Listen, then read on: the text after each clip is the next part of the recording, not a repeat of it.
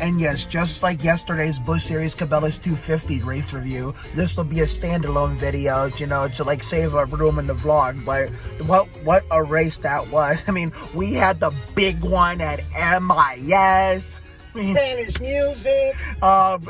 Crazies in a fucking traffic jam parking lot, leaving the track. That's my dad off camera. He's too busy focused, and he was basically pulling his inner Noah Gregson tonight. Reckless abandonment.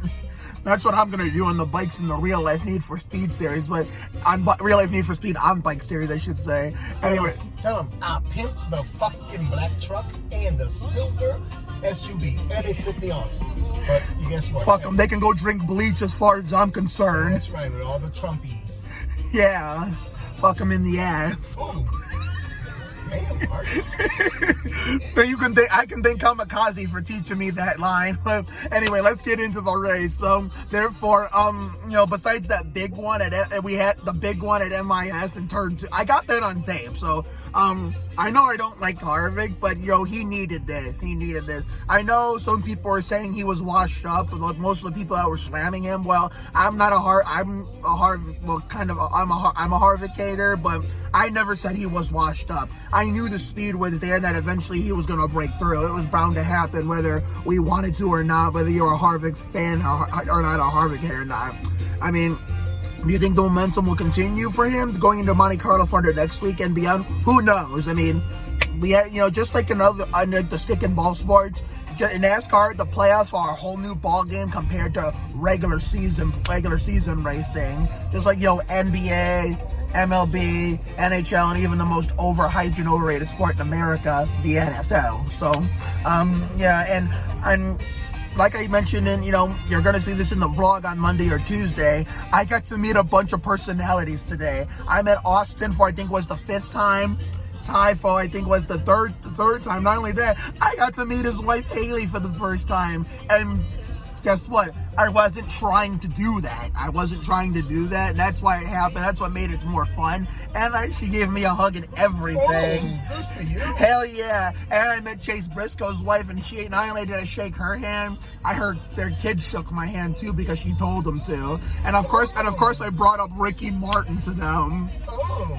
Yeah, and then of course, you know, I saw Samantha Busch. I mean, she was in a rush, and I was trying to see if she remembered me from 2016. Like, hey, I met you in 2016, but that was kind of my own fault because I was distracted talking to another fan in the pit area where the drivers and personalities reporters come through when she was coming out. So when I was trying to get her attention, she saw me, but it was too late.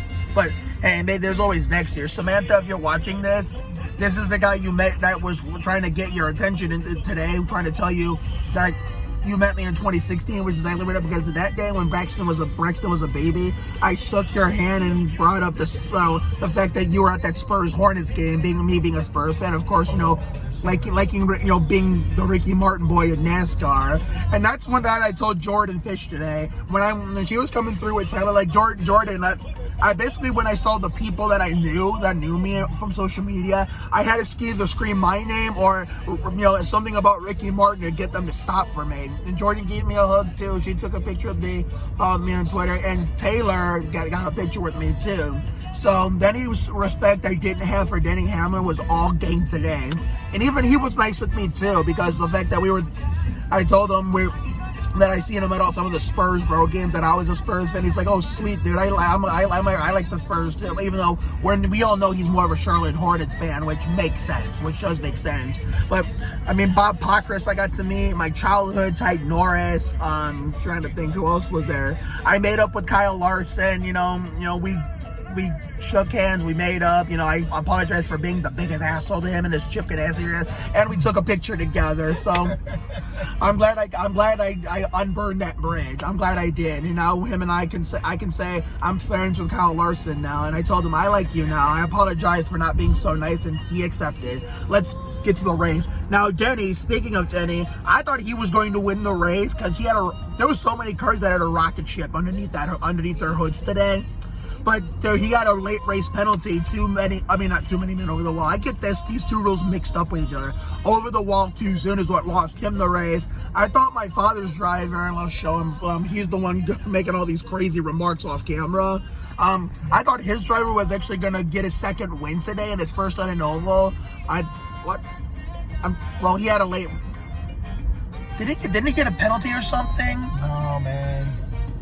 He had a bad pit stop. A bad pit stop, yeah. And Tyler Reddick, our teammate, blew an engine, but actually he was just on 7 cylinders because he was still in the race and actually was finished it. He didn't end up in the garage. And Noah, considering, you know, he was the one that is a fan of the people, like, he took time to Steve remembered me from 2019, you know, recognized me from social media, and he took time to talk with me. I didn't do any of that. He kind of like was kind of taking his time for 2 or 3 minutes to talk, and, you know, seeing my YouTube videos of me cheering my ass off for him yesterday. And I did tell him I celebrated too early. Well, he had a good run going, looked like he was going to get a top 5 until, you know, well, he overcame a pit crew mistake first, and then when he came back from that to the top 5, then that's when, you know, the axle broke and he kept it off the wall, but that car was crooked. That car was absolutely crooked coming back to the pit area, and so he couldn't drive back to the garage, so they had to get a tow truck. There was carnage in the pit lane between us with Noah and, of course, whoever else that was. I know it wasn't BJ. I mean, it might have been BJ because I remember seeing him back on the track later, but I'll have to I have that on tape that I'll probably check over, and it'll confirm it in the vlog. So, Harvick doesn't have to worry about pointing his way in now. He's got that win to keep him safe. And between Mark Truex Jr. and Ryan Blaney, for that last playoff spot on wins alone, if we get a first-time winner for 2022 alone, or first-time winner like ever in their career next weekend at the Monte Carlo 400, or at the Sirius Satellite Radio at the Glen the week after, or at my mom's birthday at the Firecracker 400 at Daytona for the regular season finale, yeah. It's going to be mind-blowing. I mean, you know, considering, you know...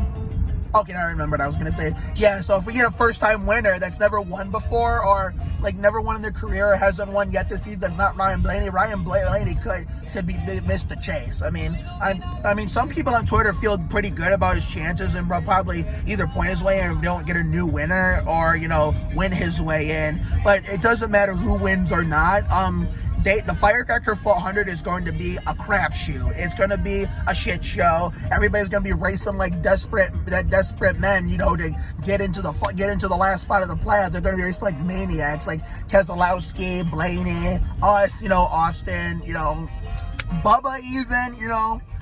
It's going to be my mom's birthday. That's going to be a fun race, and where I won't have time to go out with my friends in the neighborhood because we'll be seeing my niece in that weekend who's coming in with my sister, you know, for the, you know, celebrate my mom's birthday with the photo shoot they have planned. So while after I'm done celebrating, I'm going to go in my office and we're going to watch that race. I might even live stream it for all of you. It's going to be like another Coke 600. It's probably going to be an earthquake with all the screaming and yelling because, you know, it is going to be a shit show. It's going to be a race, basically the last race in the race to the chase, you know, what used to be the Monte Carlo 400, then was the Brickyard 400. I know there was another one in the middle, but I don't fucking remember. It's been a long day, but overall a good race all around. I mean, we saw a lot of competitive racing throughout the field, you know.